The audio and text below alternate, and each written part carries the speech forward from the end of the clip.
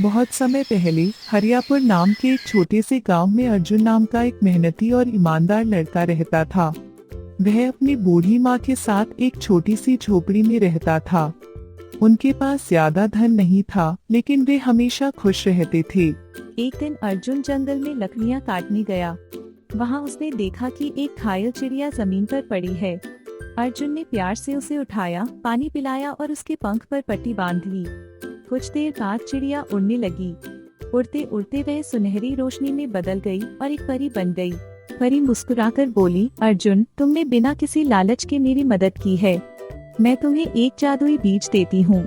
इसे अपने घर के सामने लगाना, लेकिन याद रखना इस पेड़ का उपयोग केवल अच्छे कामों के लिए करना। अर्जुन ने वैसा ही किया।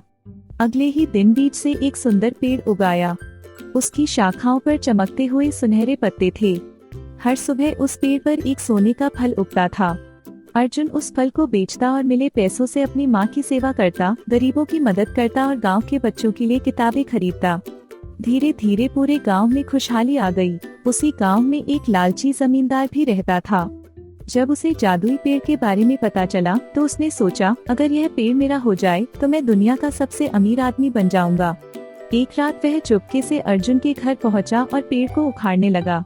जैसे ही उसने पेड़ को छुआ, पेड़ से तेज सुनहरी रोशनी निकली। अचानक पेड़ के सारे सोने के फल साधारण पत्थरों में बदल गए। जमींदार घबरा गया। तभी वही परी प्रकट हुई और बोली, जादू हमेशा अच्छे दिल वालों का साथ देता है। लालच करने वालों को कभी सच्ची दौलत नहीं मिलती। जमींदार को अपनी गलती का एहसास हुआ। उसने अर्जुन से माफी मांगी और वादा किया कि अब वह भी लोगों की मदद करेगा। जैसे ही उसका मन बदला, पेड़ फिर से चमकने लगा। इस बार अर्जुन ने पेड़ के फलों का उपयोग पूरे गांव में एक स्कूल, एक कुआं और एक छोटा सा अस्पताल बनवाने में किया। हरियापुर गांव दूर दूर तक अपनी खुशहाली और लोगों की एकता के लिए प्रसिद्ध हो गया। दया, ईमानदारी और दूसरों की मदद करने का फल हमेशा सबसे कीमती होता है। लालच से कभी सच्ची खुशी नहीं मिलती।